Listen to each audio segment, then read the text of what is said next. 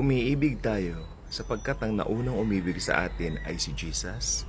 Pinagkaloob niya ang kanyang sarili, namatay sa krus, binayaran ng kasalanan ng buong mundo upang tayo ay makabalik sa Diyos Ama. Sa ngayon, kung tinanggap mo na ang libreng alok ng kaligtasan na yan, binabati kita sapagkat nasa iyo ang tunay na essence ng love.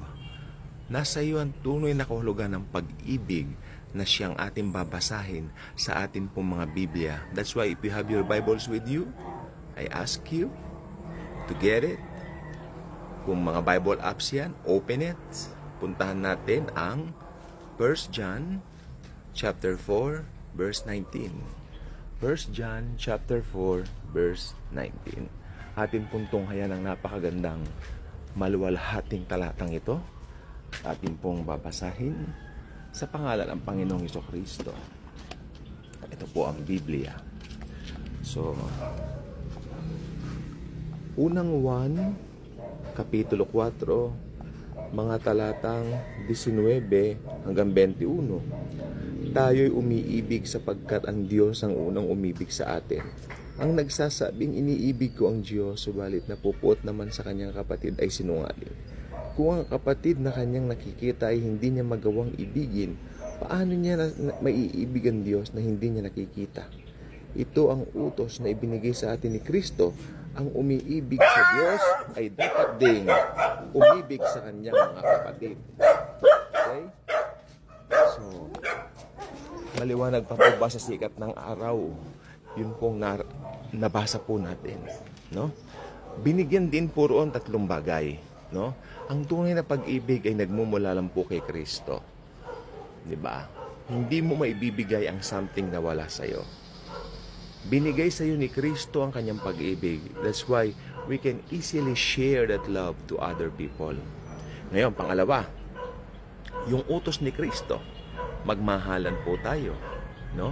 Ito po ay utos na naniniwala akong alam niya na most Christians naman magagawa. Pero minsan kasi dumarating pa rin yung mga intriga, yung mga tawag dito, usapin, mga issues, no?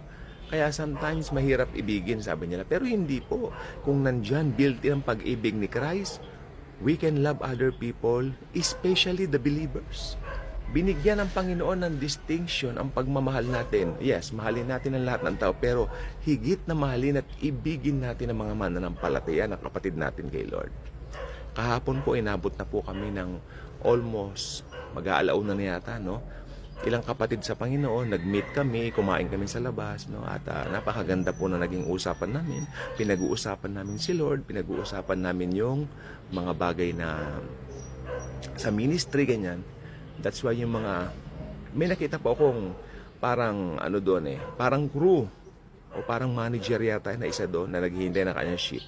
Nakaupo sa tabi namin, para siya nakikinig at parang naninibago siguro siya. I hope mananampalataya po siya, no? Kasi parang natutuwa naman siya sa mga usapan namin. Kasi we are very delighted. Ganun po ang sinasabi ko. Maganda po yung mahalin natin ang buong mundo. Of course, we can do that sa biyaya ng Panginoon. Pero iba yung pag-ibig sa kapatiran. Nandun yung concern natin sa kanila, no? Hindi po perpekto ang tao. Hindi tayo perpekto. Sometimes may mga bagay din na mga issues, no?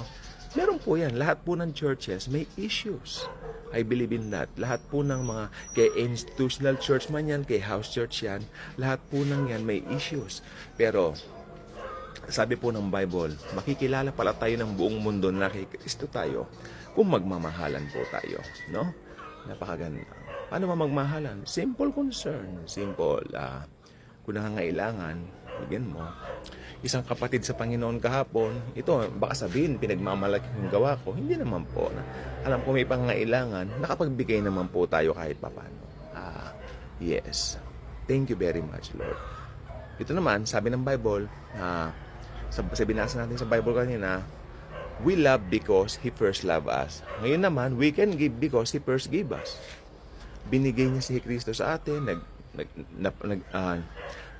nang binigay niya ang Panginoong Jesucristo sa atin, naging pagpapala si Jesus sa atin, no? Pinagpala tayo. Kaya yung pagpapala natin, binabahagi din natin, lalo na sa mga kapatid nating alam natin medyo salat sa buhay, no? At kahit papano, nakakatulong naman po tayo. The Lord is so good, no? Ibang klase ang kanyang pamamaraan sa mga lahat ng bagay.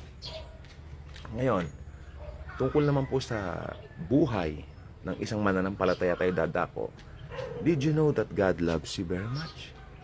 You are the apple of His eye ever since you accepted Jesus Christ as your Lord and Savior. Nagbago na po ang lahat doon. The cross is the difference.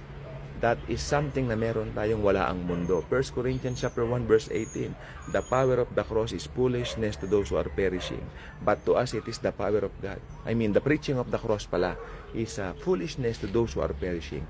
But to us, that is the power of God. Kapatid, you have the power of God within you if you have accepted that finished work of Christ on the cross. That's why it will be very easy for us to love other people, to help other people. Hindi mo pwedeng sabihin, wala ako kasi alam mo, hindi naman nagkukulang ang mga mananampalataya, no? Maski yung mga nangangailangan na kapatid natin, may time din na gagamitin din yan po ng Lord. Nagkakatulong-tulungan lang po tayo, and I believe in that. Napakasarap po talaga pag nagkita-kita ang mga mananampalataya. Tulad na nangyari kahapon, no? Pinag-uusapan natin yung biyaya ni Lord, yung kabutihan niya. Siyempre, yung mga ibang doktrina, alam niyo yung mga kausap ko kahapon, hindi ko rin po katulad fully F-U-L-L-Y yung kabuuan ng doktrina, no? May kaibahan din po kami. Pero importante, ang common ground sa amin, tinanggap namin si Jesus bilang Lord and Savior. No? Ayun po maganda. Bukang bibig ng isang taong mananampalataya si Jesus kahit saan siya pumunta.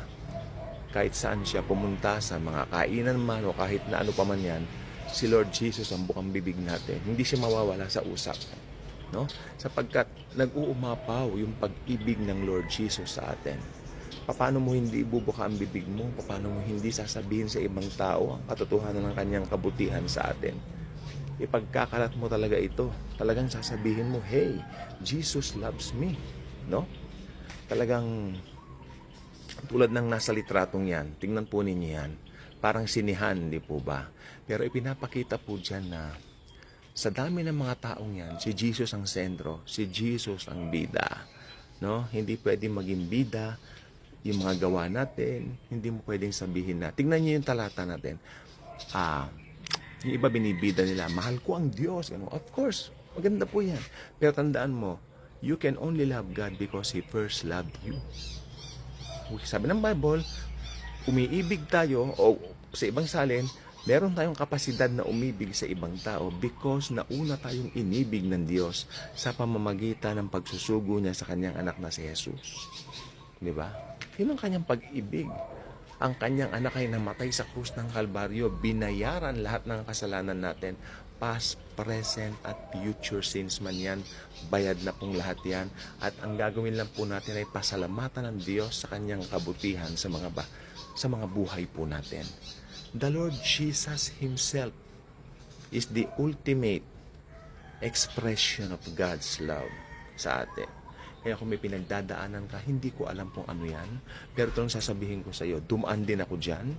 Last year actually, siyempre hindi ko na po i-detail dito. Medyo hindi po magandang experience po yon na naramdaman ko po yon, na naranasan ko po last year.